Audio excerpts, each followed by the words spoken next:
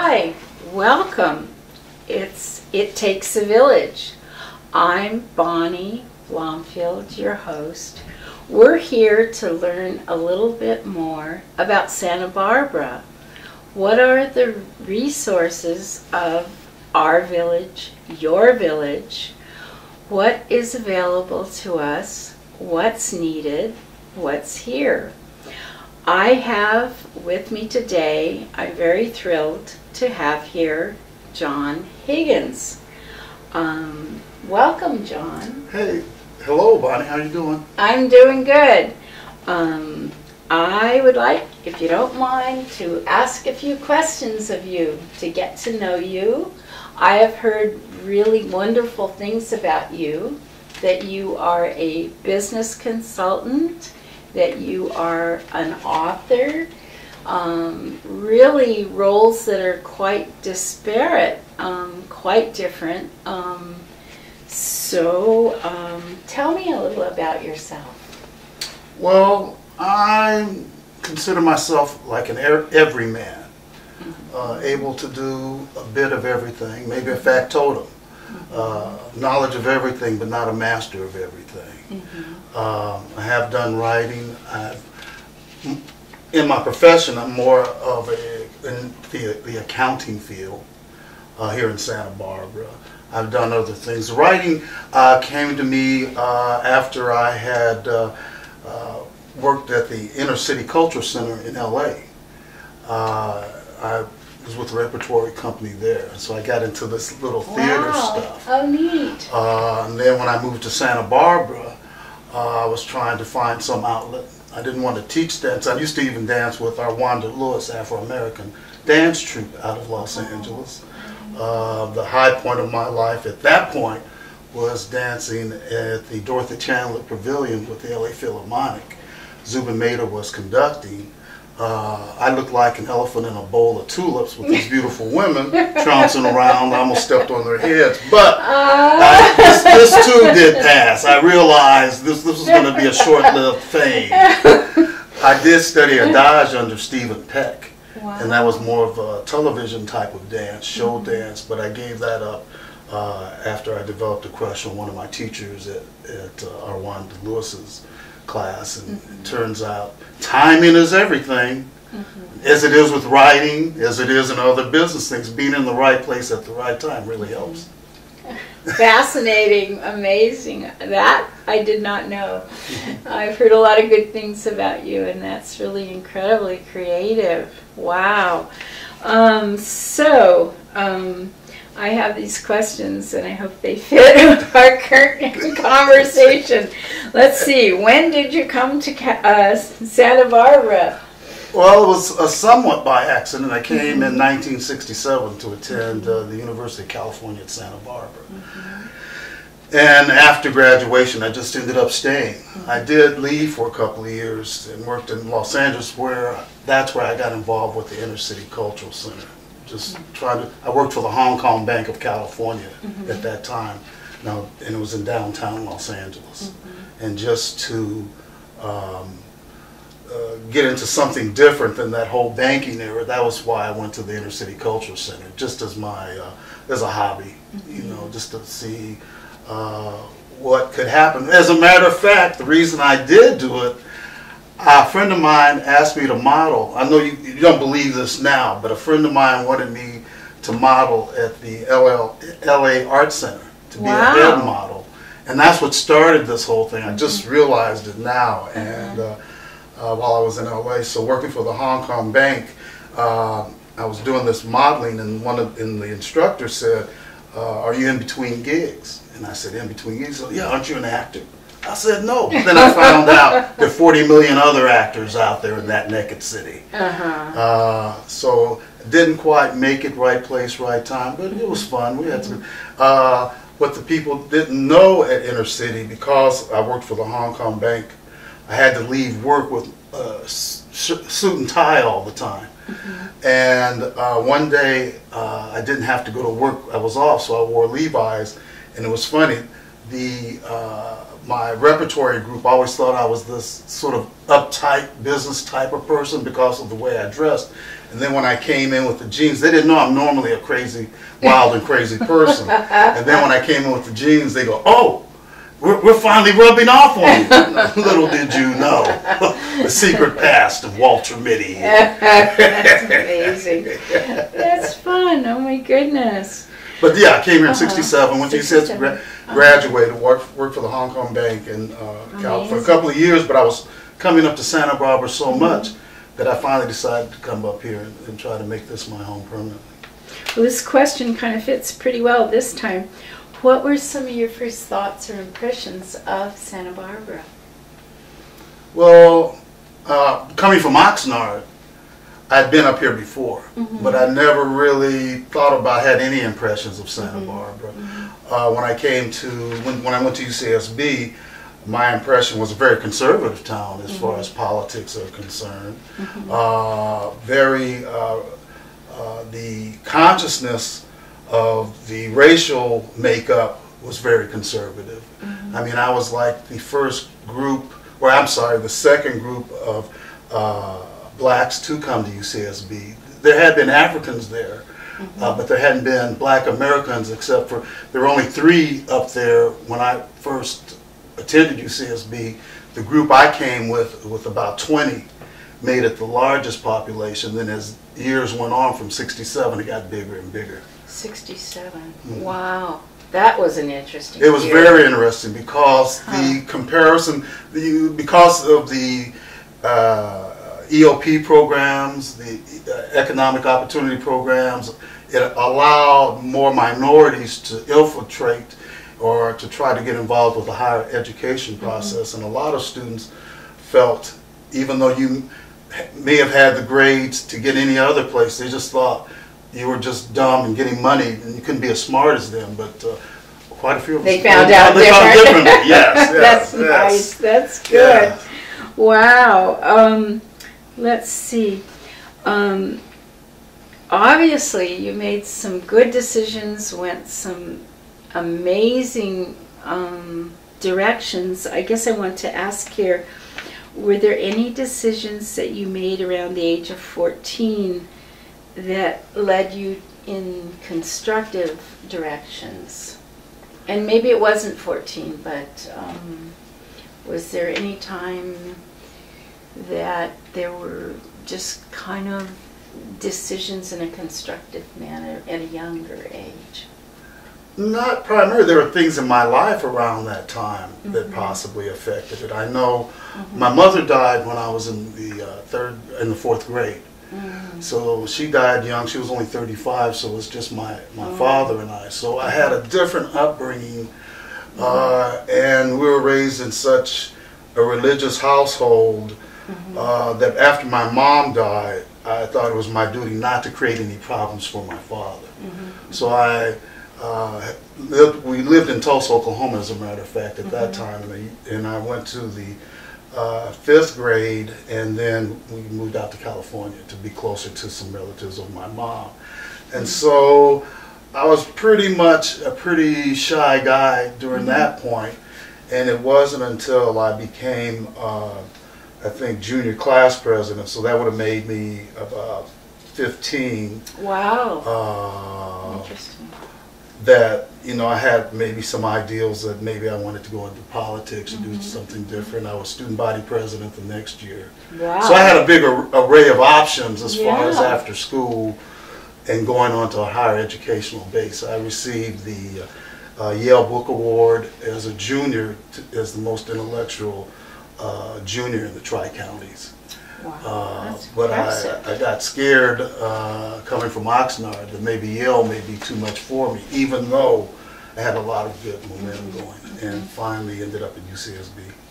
Well, it sounds like you had a strong paternal influence in your life. Your father was there, taking care of the children. Well, it was just, I was an only child, but then I wasn't an only child.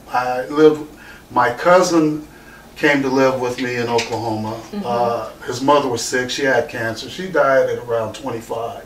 And he came to live with me.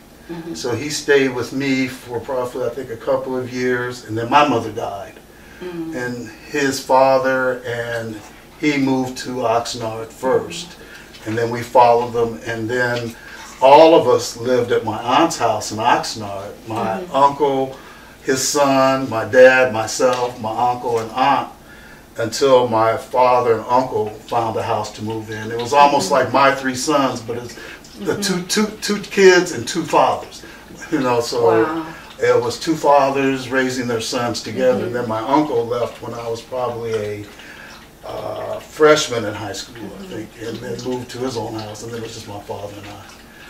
You know, sometimes I think it's amazing where either people of, you know, tight blood association or even a little more distance, the way they can come together and really make a valuable family in terms of the trust and the association and the love that they can bring together. And sometimes it's really beautiful, you know, to learn about the family that people can create together and the way they can do it. And I have a lot to add to that because it was family. And as you said, you bring Santa Barbara as a village, and the village is supposed to help raise the family. Well, my family connections, they were very close, and they always wanted to excel. I know my aunt ran for mayor of Oxnard. Her daughter was the principal of Oxnard High School. My aunt's other daughter is an entertainer in Oxnard and was a school teacher. So they've always striven to be above the rest. So that sort of gave me the momentum to try to exceed and excel in endeavors that I did. Well, those are really roles that offer to the community. I mean, those are, in a sense, fabulous role models. Those are people that are giving, you know, to the community, and I think that's really special. And when you say it takes a village, that's really wonderful role models, I think, you know. And I think there are a lot of children in Santa Barbara, you know, they have different views of things, and I think, you know, to offer them that positive view is, you know, a tremendous gift. And let's see. Okay, the next question says, did you meet any interesting people in Santa Barbara? I mean, clearly your family's interesting. So it sounds like people in Santa Barbara are meeting all the people I meet in Santa Barbara are interesting. All types of individuals that have made my day in Santa Barbara. Everybody I meet special. The good, the bad, the ugly. Life is perfect. It's the people that mess it up. And so you got to pick and choose who you're with and what's been going. I can't think of anyone. One of my inspirations was a friend of mine who is now deceased named David Laurier. And he went to Oxnard and went to Oxnard High School, and he was student body president. He was the first black student body president. He inspired me to become the second black student body president at Oxnard High School, and he taught at Santa Barbara City College. But then he had a tragic death, died from leukemia. Oh, what was his age? At that time, God, it may have been about 8 years ago that he died. Wow. Oh, that's terrible. Right, it was a bad, terrible way to go. But he fought. Yeah. He fought hard to the end. He was a great athlete. Went to Princeton, was the sixth man on the Princeton basketball team. So a great athlete. So it's sad to see people that you see are brilliant and athletic and try to, you know, give to a community, and they just expire before your eyes. Well, actually, my brother was a football hero, and at 21 he died of cancer. And some of my memories were going in an ambulance with him. It's tough, and I know what you mean about the physicality of a person, and I guess people go through different things, and sometimes we don't know someone else's history, what they've gone through, you know. And I know there's lots of joy in life too, and we really need to relish the moments, I think. But it is amazing. I think life always, for everyone, rich or poor, has its ups and downs. It's good, it's bad. Yeah. I think of the tragedies I've endured. You know, at first, sometimes you think in terms of a pity party, but then you have to use those down times to renew yourself like the bird of Phoenix, and to create a positive self, and continue to have a positive self-worth when things occur. I know, sometimes they say, like, winter never fails to turn to spring. You know, the higher the flame, the stronger the sword. Let's see now. Let's see. Are there, you don't have to answer this, but are there any decisions you wish you had not made? Oh, there are a lot of decisions I wish I had made. I don't know if I'm going to tell you the decisions I had made. As I said, you do not need to answer this one. There have been some. Okay, you have made a few. Okay, moving right along. We all have. Okay.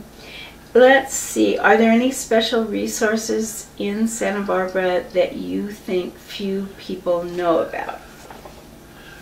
That's a hard one. That's a hard one. The few people. Well, when you say few people, do you mean few people in Santa Barbara, or just few people? Oh, you know, that's a good one. City College has a lot of resources. Adult education has a lot. Francesi Park. A lot of people. You don't know about. A lot of people don't know about Francesi Park. Is that on the Riviera? That's on the Riviera. I'm not talking convertible sofa either. But it makes you very comfortable. It gives you a big perspective of Santa Barbara. I think the things that people don't know are just specific things that other people may do. You have so many hiking trails. You know? You got Schofield Park that a lot of people may not want to go back into. You got other little trails in San Roque that you can do. So when you say are there things, yes, there are a lot of things that people do. I think a lot of people miss the sunset over by Hope Ranch up on that hill. Oh, that's beautiful. You know, I see people that do stop there, but I'm sure a lot of people don't know about that. Yeah, that's a beautiful, beautiful thing. It's Smarty and Drummond time. Smarty, Drummond, you need to clean your room. Drummond, I don't feel like it. Smarty, if you don't clean your room, it will be a mess. You will be confused. You will get depressed, and you will not be happy. Oh, okay.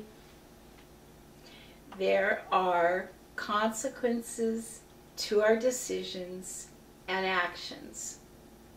Be happy. Tell me, John, what are the specific books that you've written?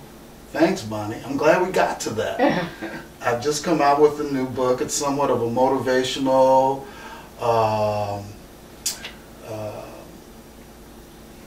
recipe book that deals with also with addiction and the overcoming of addiction.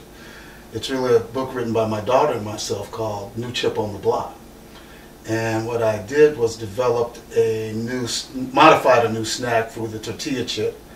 And I'm in the process, as I had said, of refining my recipe to make it for use for the general public. And in a sense, it's sort of like the horse before the cart, in that possibly I should have had my product done and then the book comes out. But I have the book out now, so I think I'll have more impact once I can get this recipe perfected that can meet the general public's need. Taste. I think it tastes good. I think the type of book, this book, New Chip on the Block, what it does, the beginning is the end and the end is the beginning. You can read it either way. So you can start it at any place and find something good about it. It deals with life forces. And we had talked about how environments and good and bad affects people. I had a situation, my daughter, that was something that required a strength on her part to overcome. It was involved in liquor. I'm actively involved with Al-Anon now to help me deal with those concerns. But she has overcome that disease, is doing very well now, and leading a more positive life. That's the first one. The one that I've sold quite a few of is my book on Joe's Cafe, written from 1800 to 1982. I have another Joe's 2 that it's really unauthorized by the owners. The first one was this one I'm doing on my own, and we'll see how that works. And I also have a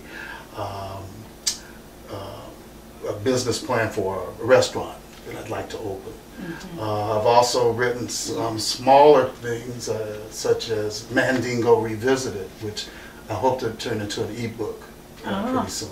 Great. I've gotten a lot of positive feedback from that one. Wow. I did do a vegetarian cookbook called Cooking Naturally in Santa Barbara years ago, and worked with a self-published person, Dan Pointer, who's very well known in the Santa Barbara area for self-publishing, and worked with him during that period of time.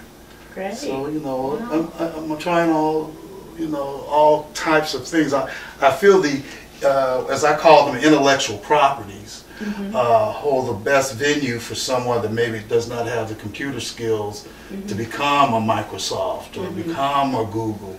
There's still room for literature.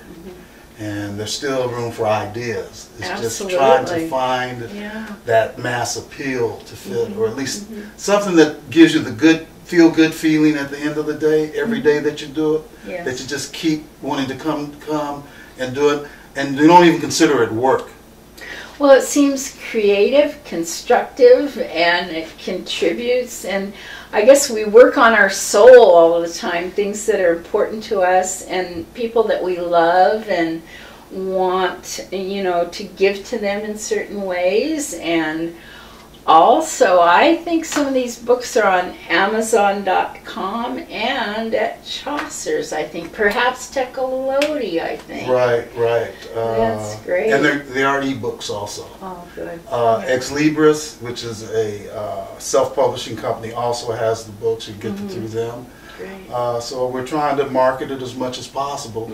But, there are a lot of writers, a lot of creative people in Santa Barbara. There's a lot of competition. Everybody wants to be a star. Everybody is a star. You know what I mean? In their own venue. But some people want to be a bigger star than others. I wonder if to write you have to have the writing maybe be the star? Well, it has to be. Yeah. If that's what the medium is. If you're an actor, to be a star, it's not writing, but it's acting to put you in that venue. But I found writing was my biggest venue. I never had any other thing. I thought was the best, where you can have your individual self, and it takes discipline to do it. That's for sure, huh? It takes a lot of discipline. Okay, well, thank you so much. So, John, do you have any books with you today? That's funny you should mention that, Bonnie. I just happen to have a few copies here. Great. Let me see. Please show us. This is the one that I've spoken about. This is my latest one, called New Chip on the Block. And I wrote it with my daughter. And as I said, this is the hard copy. It comes in soft copy also. It's readily available at Chaucer's and Amazon. And let me read you a quick chapter just to give you an idea of what's all about.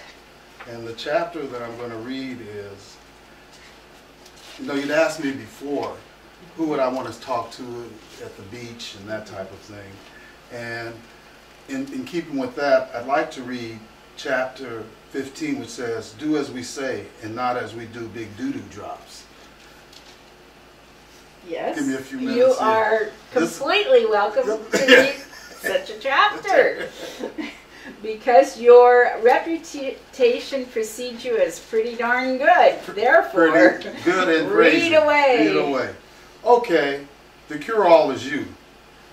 Don't look at us perfect. Don't look at us as perfect examples. Stuff happens. We all had masters, guides, or mentors at one time or another in our lives, be it parents, teachers, preachers, priests, friends, strangers, and even Zen. How can one say that there can be Zen without a Zen master, as espoused by Camden Benares in his book? In our practice every day, we see in telling detail that money does not have a master. Open your wallet right now. Try it. How much is in there compared to what was there this morning? Why concern yourself with a master when the object of your desire has no master, but is part of a universal abundance? In order not to be attached, one must change the cellularity, and then the money will come. Like, what is cellularity, you ask? Good question. Find out by reading my book. Thank you. One of the preeminent ones that have sold the most copies is this one that I wrote on Joe's Cafe. And it's a historical narrative of Joe's from 1800 to 1982. And I think it provides a lot of Santa Barbara history for those that may want to be involved with that. I am currently working on the second one, as I said, and this one will be unauthorized, but I think you'll enjoy the writing much better. It captures a lot more imagination than this one. This is more historical. And this is something that followed it. I had mentioned it before. This is my vegetarian cookbook. This is the early edition that I had started. It's called Cooking Naturally, Santa Barbara, California. No meat and low salt recipes. And I used my pseudonym, Lyrical You. And an local artist, Judith Geiger in town, did my illustrations. So that was pretty good. I was able to have a good connection for this little work. Oh, that sounds fun. Yes. And so fabulous. That's what I have going. I have some other things in the pipe I think will be more enjoyable, but I'm just beginning to get into a flow. Fabulous. You know, people are so interested in food, nutrition, being safe. You know, it's wonderful that people are producing things that are healthy, good for people, and really caring for each other that way. I think that's wonderful. So, fabulous books, and available in Santa Barbara, our village, your village. So, are there many more books to come, John? Oh, until I die. I will continue to write. Okay. And do it right. Okay. If right is right. Thank you. Don't go left, whatever you do. Oh dear. But maybe left could be good, depending on if you have free speech. Will your next book define left? It might define in the middle. Uh-oh. Thank you, John. You're welcome. Okay. Got a call from my brother the other day, and he told me this little story.